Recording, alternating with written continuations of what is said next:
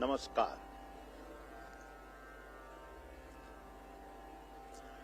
सबसे पहले मैं हमारे परम पूज्य मुख्य अतिथि उत्तराखंड से पधारे जगत गुरु शंकराचार्य जी को अपना प्रणाम अर्पित करता हूं। आप संयम आदि शंकराचार्य की जीवंत परंपरा के प्रतीक है। आपकी उपस्थिति इस सभा को पवित्र करती है और हमारे इस विनम्र प्रयास को एक धर्म कार्य का स्वरूप देती है। Also, my greetings to every scholar, student and seeker gathered here today. I am thankful that so many of you have come from all corners of Bharat and many from lands that lie beyond. I'm also deeply grateful to the Indian knowledge systems under the Ministry of Education for their support. Without their guidance, this Indology conference would not have been possible. My dear guests, let me start by explaining why we are here today and why our conference on our Indology.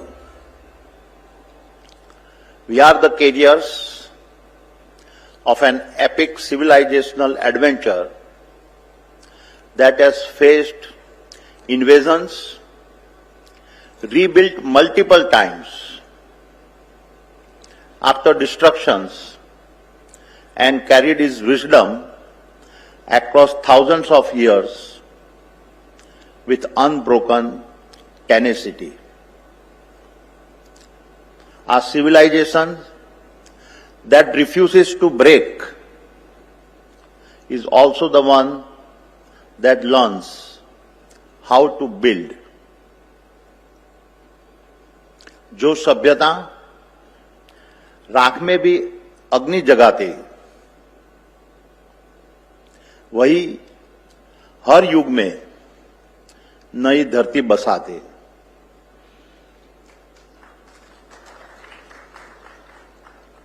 Fast forward to today, and there can be no doubt that over the past decade, Bharat has not only been the world's fastest growing major economy, but it has also grown to become the fourth largest economy on the planet. However, across history, no nation has sustained economic power without civilizational confidence. When a civilization knows who it is, its economy knows where it must go.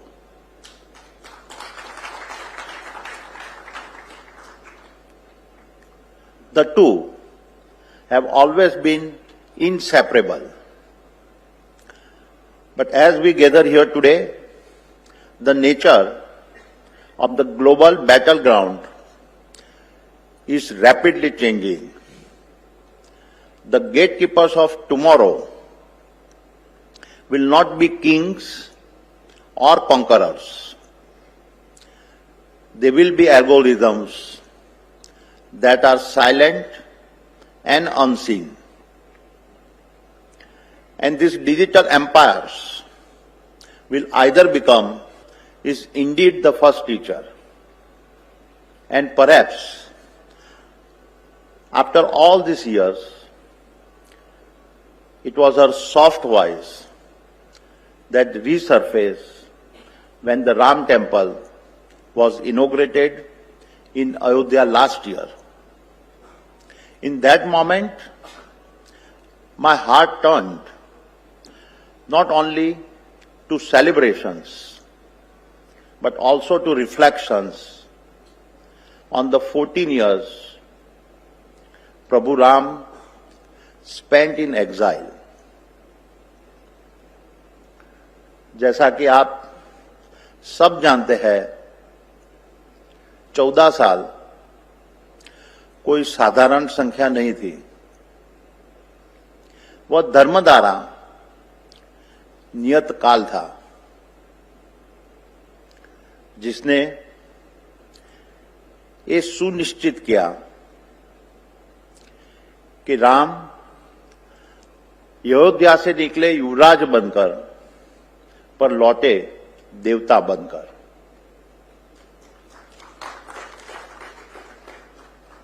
He left as the crown prince of a kingdom and returned not as a king he was expected to become, but as the god destiny had shaped him to be. And as Sudipta outlined, that is when the Indology idea took shape in my mind. My dear friends, as expected, since our announcement, I have often been asked, why does Indology matter? What is the objective of a 3-day global conference on Indology? Let me first address the questions. Why does Indology matter? And to do so, let me first define what Indology means to me. It is the disciplined study of our philosophies, art, medicine, mathematics, architectures, language, and governance. From zero to Vedic algorithms, Ayurveda's healing, to Vastu harmony, Arthshastra's statecraft, to our civilization values, Indology is about how to turn ideas into institutions. And so, when we study Indology, we do not look back to live in history. We look forward so that the best of history lives through us. हम अतीत को इसलिए छूते कि राष्ट्र ज्योति उदित हो जाए, यथा अनंत काल तक भारत धर्म की किरण जगत में फैलाए. That, my friends, is the answer to the first questions, why Indology matters. My dear friends, when the roots of culture fade, the land turns dry and bare. But as long as values shine, darkness can never dare. When we speak of a civilizational setback, we often remember Nalanda. But Nalanda was not an exception. It was a pattern. Bharat's greatest injuries came from the systematic destructions of our knowledge infrastructures. Let me explain.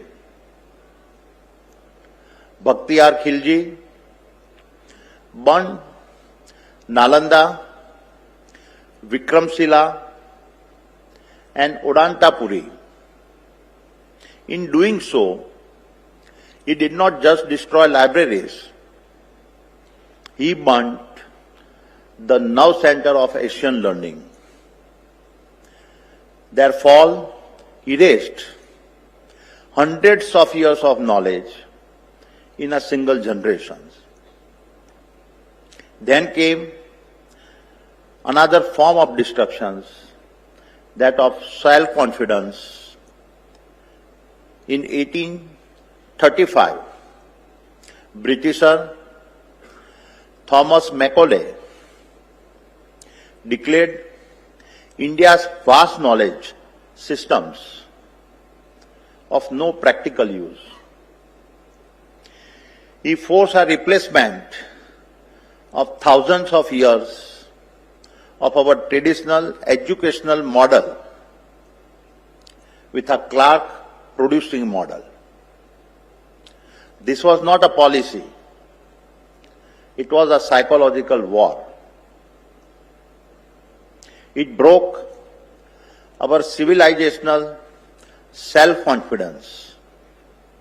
And then again came the extractions, tens of thousands of our manuscripts on astronomy, chemistry, metallurgy, Ayurveda, all shipped to Europe, translated, patented, repackaged, and credited as a Western discoveries.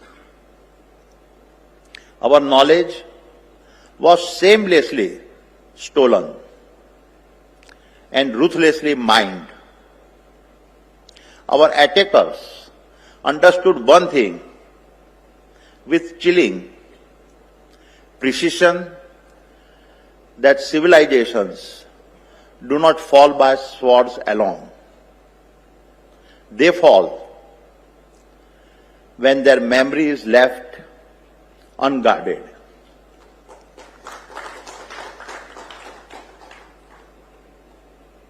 And so they struck not just our people, but our libraries, our universities, and our stories, knowing that if memory breaks, then civilization bends.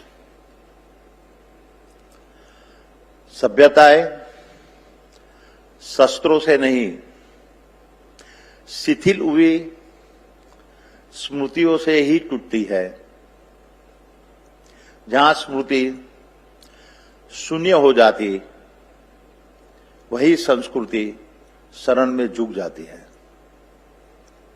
Together, they shattered our cultural confidence and fragmented the discipline of Indology itself.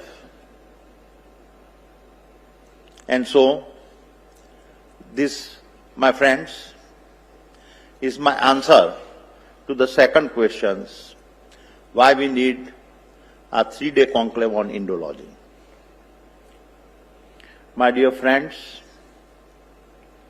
if those were the assaults of the past, today we face a challenge shaped differently, but just as dangerous. The new forms of invasions do not come with armies or flags. They do not even see themselves as invaders. They claim no territory, but they will seek something far more powerful: our attentions, our habits, and our imaginations.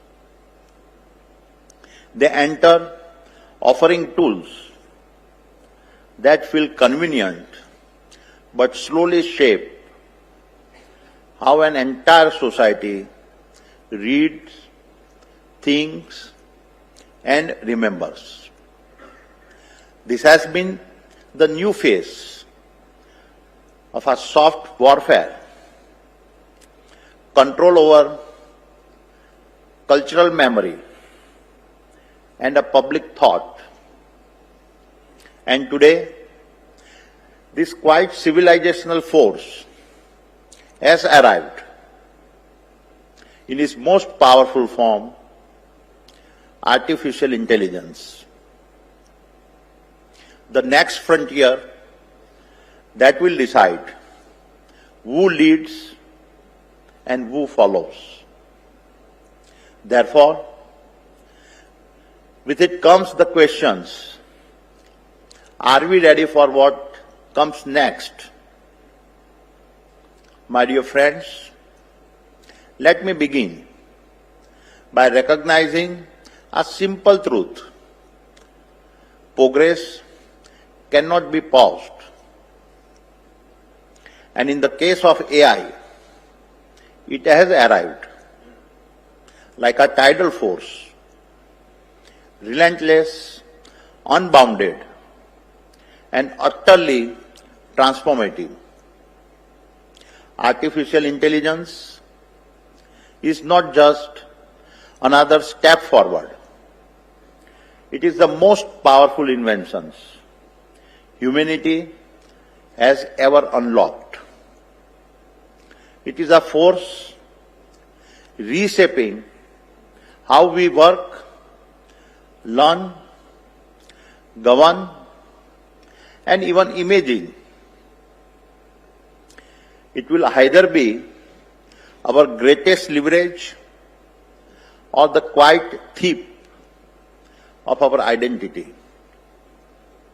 And as history teaches us, every transformative breakthrough carries a dark shadow. हर बड़ा महान परिवर्तन अपनी छाया साथ लिए चलता है। जहां उजाला होता है, वहीं अंधेरा भी पलता है। Just as the brilliance of nuclear power came with consequences that the world had to adapt, contain, and defend against, AI too brings with it a darker side. One that demands defending through wisdom, responsibility, and above all, preparations. In the context of Indology, this transformative force begins with an unsettling truth. AI is already becoming the world's new teacher, the guide to our past, and the keeper of our civilizational memory. This is where the danger lies, because the mirror that AI holds up today to reflect our heritage is not our reflections. In its current state, AI has no real connections to the roots of our culture, no real understanding of the richness that has sustained us for over 5,000 years. And therefore, it threatens the very essence of the culture that defines who we are. यह हमारी संस्कृति ही नहीं, हमारे अस्तित्व के लिए भी एक चुनौती है. Allow me to now expand on the three new specific threats we now face. First is the threat of invisibility. In the world of AI, There is a rule known as a data gravity. Manuscripts sitting in a fragmented scans are invisible to algorithms. If we do not digitize them, we are effectively erasing our own knowledge from the future. Second is the threat of a cultural compression. Indic knowledge is deep. Concepts like dharma, shraddha, or purusharth are ecosystems of meaning requiring context and commentary. But LLMs flatten meanings. They turn dharma into duty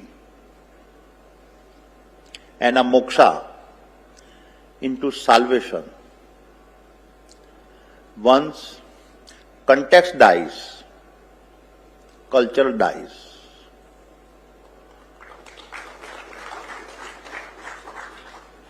Third is the threat of an alien judgment.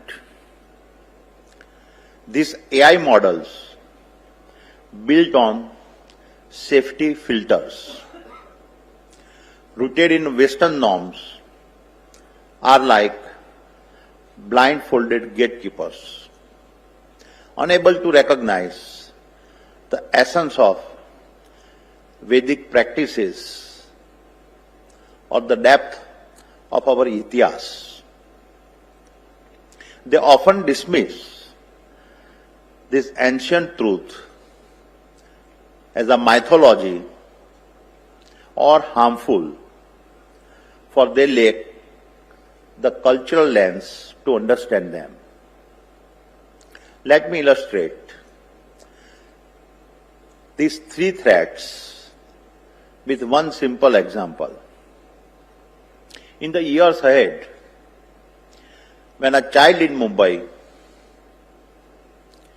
a second generation Indian in Boston, or a yoga teacher in Berlin asks, "What is Dharma?" Or, "What is the essence of Gita?"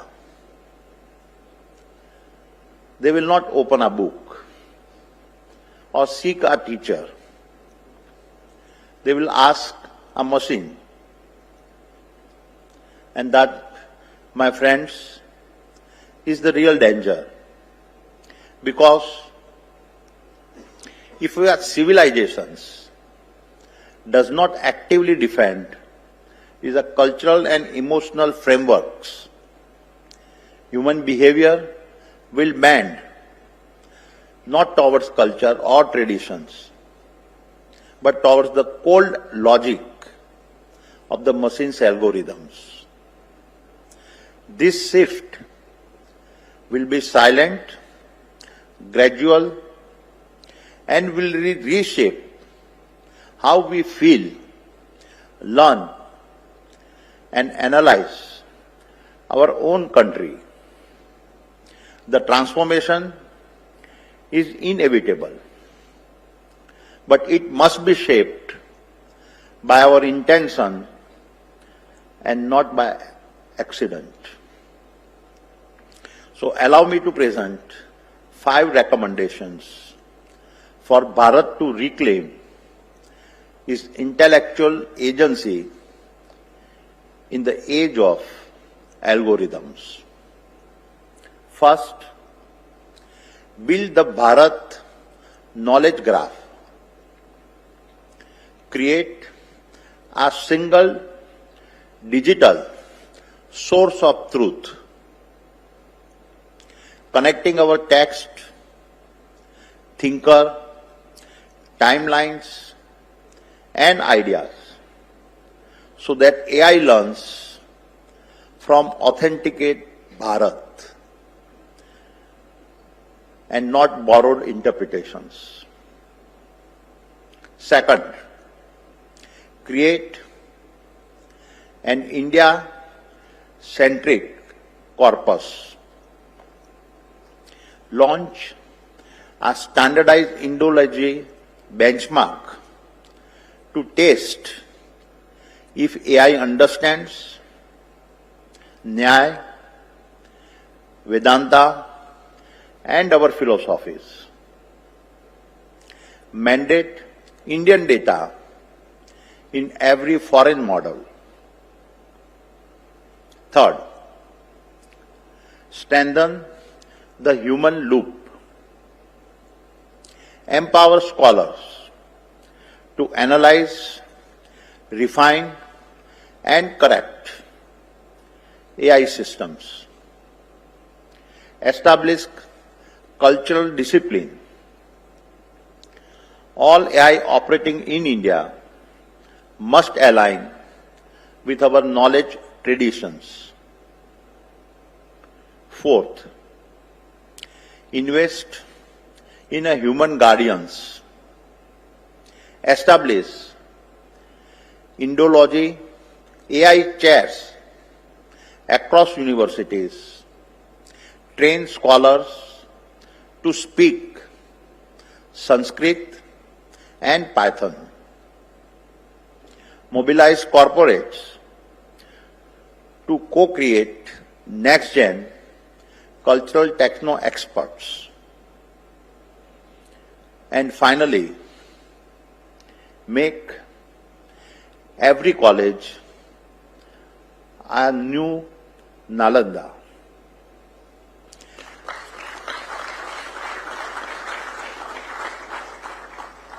Build campuses where ancient wisdom meets modern innovations.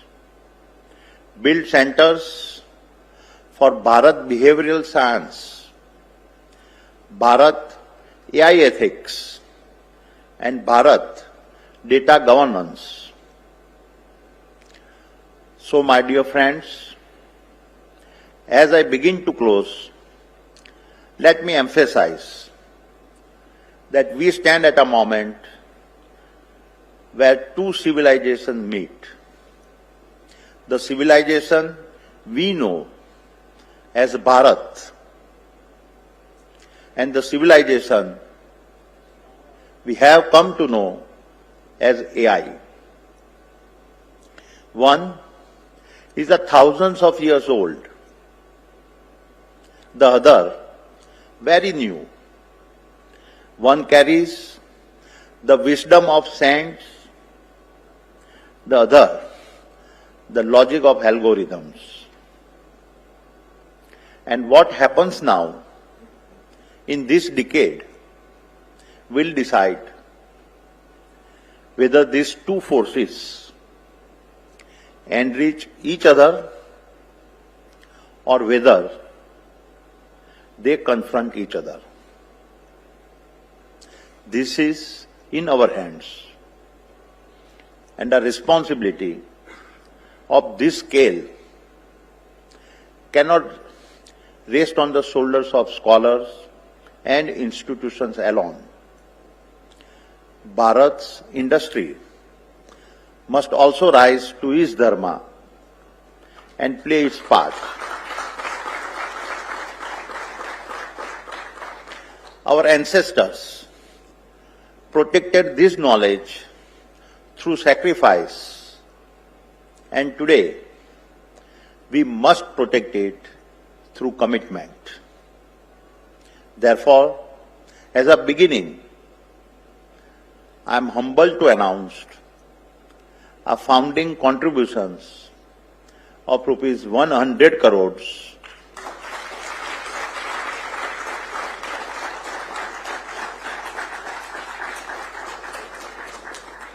towards building the Bharat knowledge graph and supporting the scholars and technologists who will contribute to this Indology mission.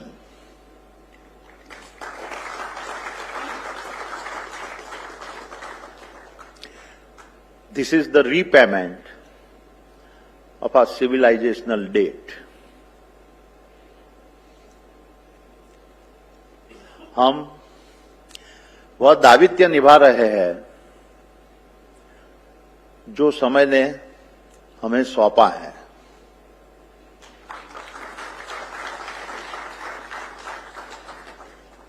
And I warmly invite every corporate house in our nation to stand with us and strengthen this effort.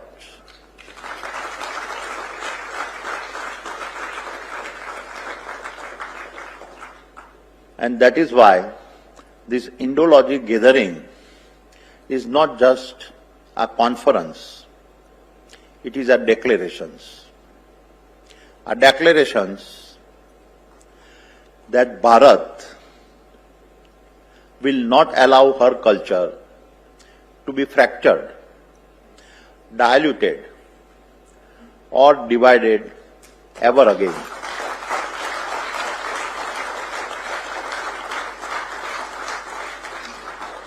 Our declarations that Bharat will not allow her memory to be rewritten as it was after Nalanda. Our declarations that Bharat will not allow her educations to be diluted as it was under the British chain. It is now upon us to build the data sets and algorithms that honor who we are, so that the stories our mothers told us of Prabhu Ram's sacrifices and Sita Ma's courage are never dismissed as a category called mythology.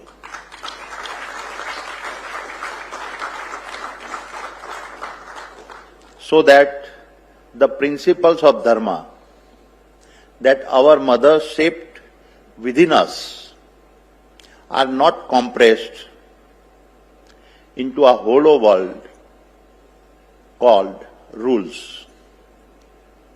So that the mantras and bhajans that our mothers sang for us are never reduced to a cold tag called content.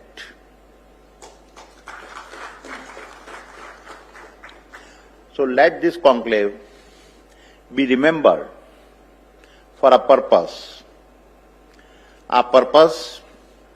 that ensures when a child in Mumbai or an Indian teenager in Boston or a seeker in a Berlin ask their machine, what is Dharma? The machine must answer with the wisdom of our mothers.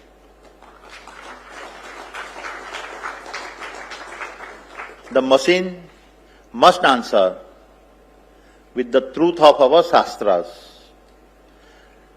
and the machine must answer with the knowledge each of you safeguards. And that, my dear friends, in the holy presence of Jagat Guru Shankaracharya ji, is the true essence of this Indology Conclave.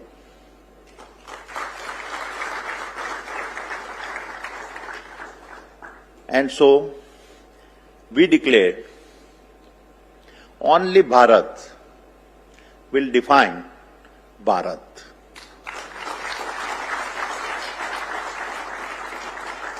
Bharat का इतिहास भारत खुद लिखेगा. Thank you. जय हिंद, जय भारत.